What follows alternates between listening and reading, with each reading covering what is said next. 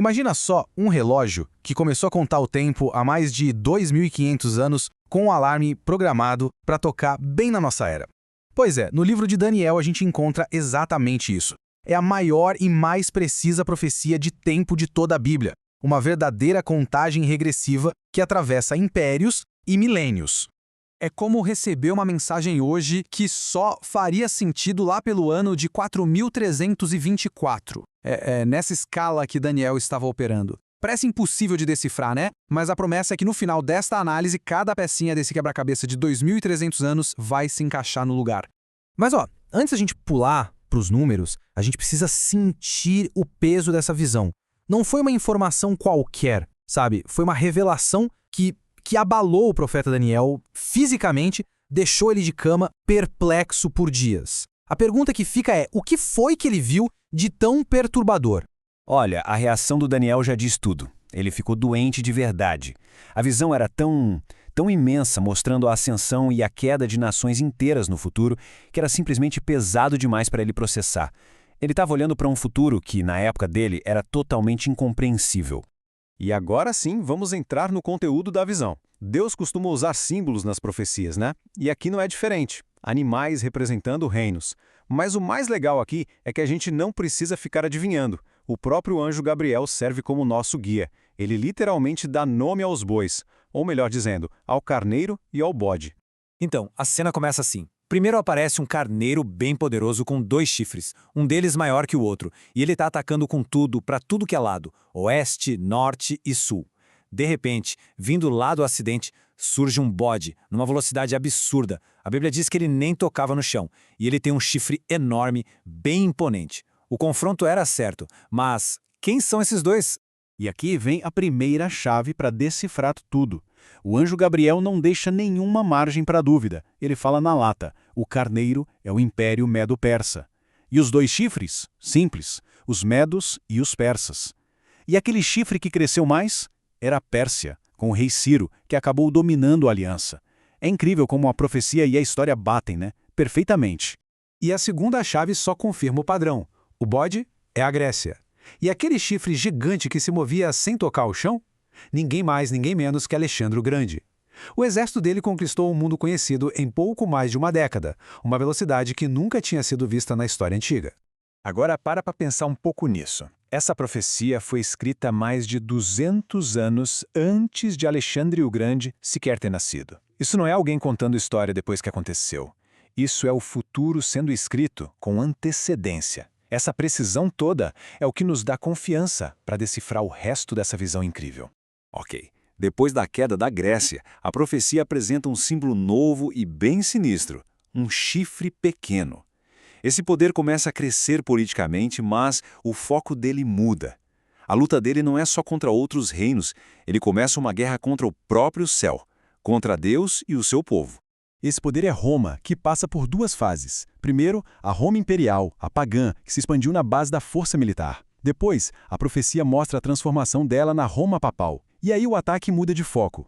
Quando fala em tirar o contínuo, está falando sobre como o sistema papal criou uma mediação aqui na Terra que acabou ofuscando o papel de Cristo como nosso único mediador lá no céu. E lançar a verdade por terra, isso aponta direto para a supressão da Bíblia na Idade Média, quando as pessoas comuns não podiam ter acesso às Escrituras. Essa citação é forte, né? E ela resume bem esse período. A supremacia papal, que durou aqueles 1260 anos proféticos que a gente vê em outras partes da Bíblia, foi uma época de muita escuridão espiritual. A luz da verdade da Bíblia foi, de propósito, ofuscada por tradições de homens. Mas é muito importante lembrar de uma coisa. A luz de Deus nunca se apagou por completo. Mesmo nos tempos mais sombrios, sempre existiram grupos fiéis, sabe, como os valdenses e outros reformadores que arriscaram a própria vida para preservar a Bíblia e manter a chama da verdade acesa para o futuro. E toda essa história de perseguição, de escuridão, nos leva direto para o coração da visão, para o ponto alto da nossa análise. No meio de toda essa opressão, uma pergunta é feita lá no céu, e a resposta é a maior profecia de tempo de toda a Bíblia. A pergunta ecoa a até quando? Até quando a verdade vai ser pisoteada? Até quando o povo de Deus vai sofrer? Até quando o ministério de Cristo vai ser ofuscado? E a resposta não é genérica, não. Ela define um cronograma exato para a intervenção e para a justiça de Deus. E a resposta do céu é um número bem específico. Até 2.300 tardes e manhãs. Tá aí o número, 2.300. Mas 2.300 o quê? O que isso quer dizer na prática? Para decifrar essas profecias de tempo, a própria Bíblia nos dá a chave. É o chamado princípio dia-ano, que a gente encontra em textos como Números e Ezequiel. A regra é simples. Em profecias simbólicas longas, um dia profético equivale a um ano literal. Então, aqueles 2.300 dias proféticos são, na verdade, 2.300 anos literais na história. Bom, toda contagem regressiva precisa de um começo, certo? E aqui, o anjo Gabriel, que tinha deixado Daniel confuso lá no capítulo 8, volta no capítulo 9 para entregar a peça que faltava. Ele aponta para um evento bem específico, o decreto do rei persa Artaxerxes para restaurar e reconstruir Jerusalém. E a história confirma que esse decreto entrou em vigor no outono de 457 a.C. Pronto, agora a gente tem nosso ponto de partida. Então agora a gente tem todas as peças. Se a gente começar no outono de 457 a.C. e avançar 2.300 anos certinhos, a matemática nos leva, com uma precisão que impressiona, ao outono do ano de 1844 d.C. Esse é o ponto final. Foi em 1844 que o alarme do grande relógio profético de Daniel tocou. Lá no comecinho do século XIX, muita gente estudando a Bíblia pelo mundo todo redescobriu essa profecia e chegou nessa mesma data. A expectativa, olha, era gigante. Muita gente achava que Jesus ia voltar em 1844. Mas, quando a data passou e Cristo não voltou, a alegria virou uma decepção amarga. Um evento que hoje a gente conhece como Grande Desapontamento. O erro não estava na conta, estava no evento. A profecia não falava que o mundo ia ser purificado, mas que o santuário seria purificado. O pessoal pensou na terra, mas a Bíblia aponta para o santuário que fica no céu. Em 1844, em vez de voltar para a terra, Cristo começou a fase final da sua obra como nosso sumo sacerdote lá no céu, o juízo investigativo. É um processo, sabe, de examinar os registros da vida de todo mundo que um dia disse crer em Deus, para justificar publicamente quem é genuinamente dele antes dele voltar. Foi justamente esse desapontamento que forçou o pessoal a voltar para a Bíblia, mas dessa vez com mais oração, com mais humildade. E foi o estudo a fundo sobre o santuário celestial que virou a chave que abriu todo o mistério.